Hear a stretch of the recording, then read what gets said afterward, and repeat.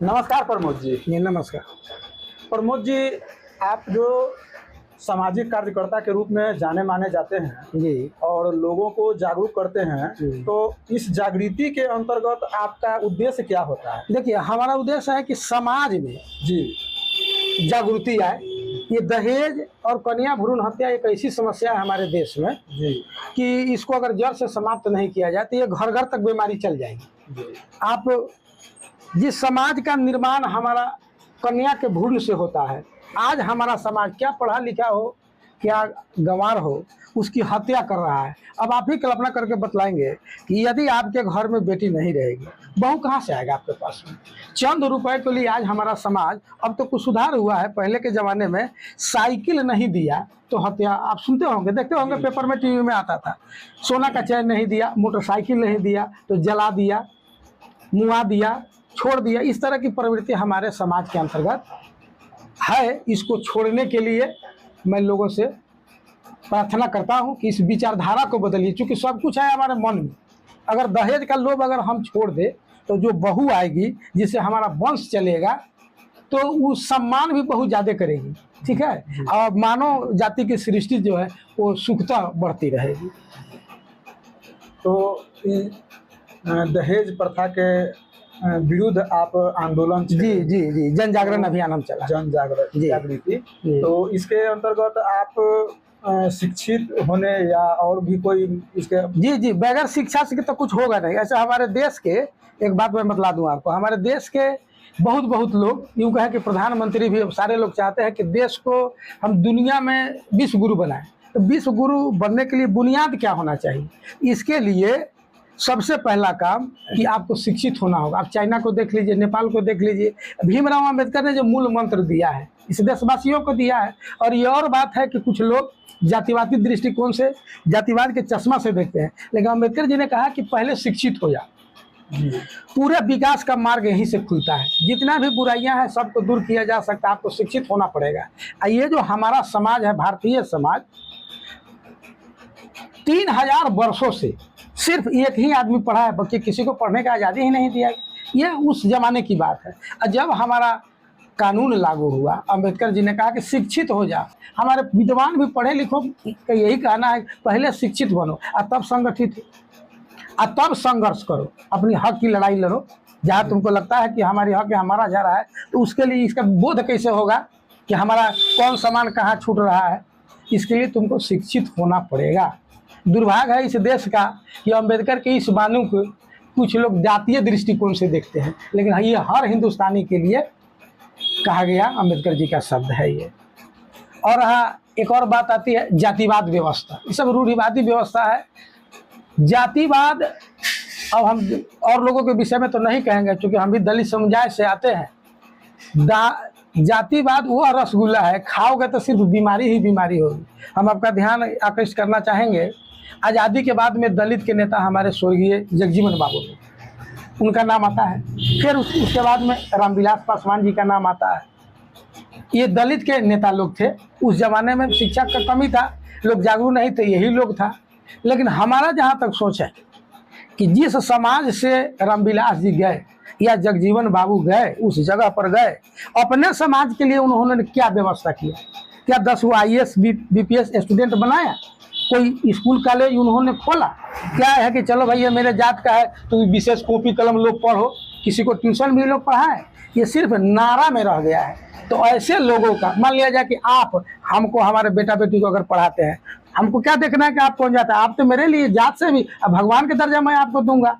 पहले हमको शिक्षित न करो। आप चले जाइए मुसहर की बस्ती, आज भी आज़ाद भारत में मुखिया का नाम पता नहीं उसको, औसतन ढकने का। मैं कई वीडियो बना चुका हूं, शायद आप उसी वीडियो से प्रेरित होकर कह रहे हैं। आज भी मैं जवान लड़की को देखता हूं, एक कपड़ा फटा हुआ है, औसतन ढकने का क्या है, ओढ़नी नहीं है, आज भी चप्पल नहीं। आज 4 किलो चावल पर वो जिंदा रहता है। इसके लिए दोषी कौन है?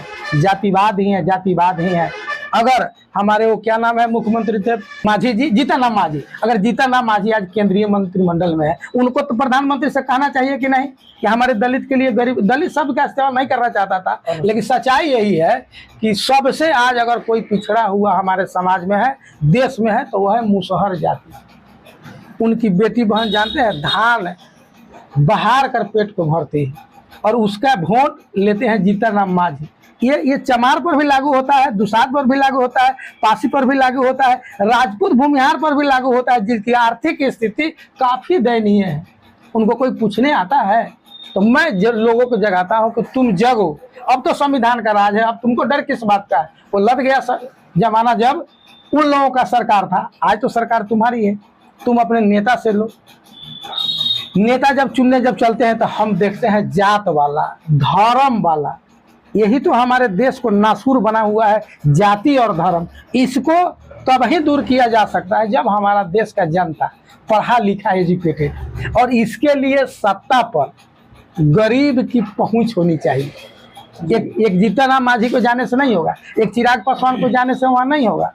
वहाँ पर सभी गरीबों की सत्ता में भागीदारी होनी चाहिए। और दूसरा बात, नेता के बेटा को बेटी को आप देख लीजिए, या हमारे बड़े बड़े अधिकारी के बेटा बेटी को देख लीजिए, वो पढ़ते कहाँ हैं?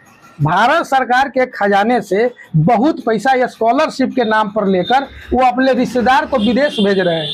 अब देखिए ना, वो मुखिया जी जाता है, वो इसका रिपोर्ट चलने आया, ये पैसा आया कहाँ से? भ्रष्टाचार किया तब तो पैसा आया। तो हम ये चाहते हैं कि हमारे देश के नेता ऐसे जाति धर्म से उठकर, वो कोई भी हो सकते हैं, जो इस दर्द को समझे। सिर्फ कह देने से कि हमारा भारत विश्व गुरु बनेगा, कैसे बनेगा? ये मकान है आपका सर, इस मकान की बुनियाद अगर कमजोर देंगे, कितना दिन टिक पाएगा? विश्व गुरु बनने से पहले उसको आपको पढ़ाना पड़ेगा, होशियार चालाक बनाना पड़ेगा। ये तो विडंबना है हमारे देश के अंदर नेताओं के लिए। इतना कुछ होने के बाद जियो कहते हो आप सर, देखते होइएगा 1-2 महीना पहले की बात में कोई बलान है, प्रधानमंत्री बने हैं नेपाल। क्या क्या कर्म कुकर्म नहीं हुआ इस देश में, नेपाल में। और उन्होंने क्या किया? पहला काम क्या है? समानता का अधिकार देना है। सब पढ़ेगा, सब हमारा हिंदुस्तानी है। हिंदुस्तान किसी की बाप की जागीर नहीं ना है, यहाँ के मूल निवासियों को है, गरीबों का है, सभी का भारत है। तो इसके लिए उसको शिक्षित बनाना। कौन बनाएगा? सत्ता तो हम जातिवाद में अपना वोट बेच चुके हैं। अभी तो आप देखे होइएगा, पहले सर साड़ी बांटता था नेता लोग, कमर बांटता था, पैसा देने का प्रचलन चला हमारे समाज में। आई दूसरा कोई नहीं किया, हमारे जात के नेता के द्वारा ही यह किया गया। और नीतीश जी तो पिछले का चुनाव में 10-10 हज़ार रुपया दे के भी नहीं। अब तो चलिए, मतलब जहाँ 1 रुपया इस गरीब का वोट का कीमत नहीं था, तो नीतीश कुमार ने कम से कम 10,000 तो लगाया है सर जी। तो अब आपने कहा कि अभी जो है भारत में संविधान की ताकत है, जिसमें सारे लोग को समता और समानता और भाईचारा कायम है। तो फिर बड़े बड़े जो अभी हमारे देश के जैसे रामनाथ कोविंद हुए, द्रौपदी मुर्मू जी हुए, वैसे व्यक्ति को आप देख रहे हैं कि मंदिर में नहीं जाने दिया जा रहा है, और आप कह रहे हैं कि संविधान के अंतर्गत सभी बराबर। जी, कुछ लोग हैं जो चाहते हैं आज भी पुरानी व्यवस्था करने के लिए, जो इस युग में तो संभव हुआ है, होगा ही नहीं। बहुत सारी घटनाएं इतिहास में उदाहरण लेकर नहीं जाना चाहते हैं। संविधान जो कहता है वो तो करना ही पड़ेगा, आज नहीं तो कल आपको चलना ही पड़ेगा। इस मार्ग पर लद गए वो जमाना। आपको भीमा कोरे गांव का युद्ध याद है ना? ये सब हुआ है हमारे समाज में सदियों से जो चला आ रहा है। कुछ लोग अपने आप को सुपर पावर घोषित किए हुए हैं और शोषण करते हैं, उनको तो अब चेत ही जाना चाहिए, नहीं तो परिणाम अब अच्छा होने वाला नहीं है। तो आज भी तो हमारे जनता जो है, अनुसूचित वर्ग के लोग, सभी लोग जो है धर्म के प्रति इतने आकर्षित हैं, तो ऐसे में कैसे समाज का? देखिए, यही ना, धर्म का दुरुपयोग जो होगा, तो धर्म के आड़ में अभी क्या हो रहा है? अंधविश्वास को बढ़ावा दिया जा रहा है। ये धर्म का डिफिनेशन क्या आप जानते हैं? धर्म का मतलब है जो सहूलियत से धारण करे, मनुष्य के जीवन को उज्जवल की तरफ ले जाए, वह धर्म है। तो सही धर्म के मार्ग पर लोग नहीं चल रहे हैं, भटक जाते हैं। बहुत से लोग धर्म के नाम पर सिर्फ अंधविश्वास को बढ़ावा देते हैं। जी। यह वीडियो आप लोगों को कैसी लगी, कृपया अपना प्रतिक्रिया कमेंट बॉक्स में अवश्य लिखें। अगर यह वीडियो आप लोगों को अच्छी लगी हो तो कृपया वीडियो को लाइक और ज़्यादा से ज़्यादा शेयर करें। धन्यवाद।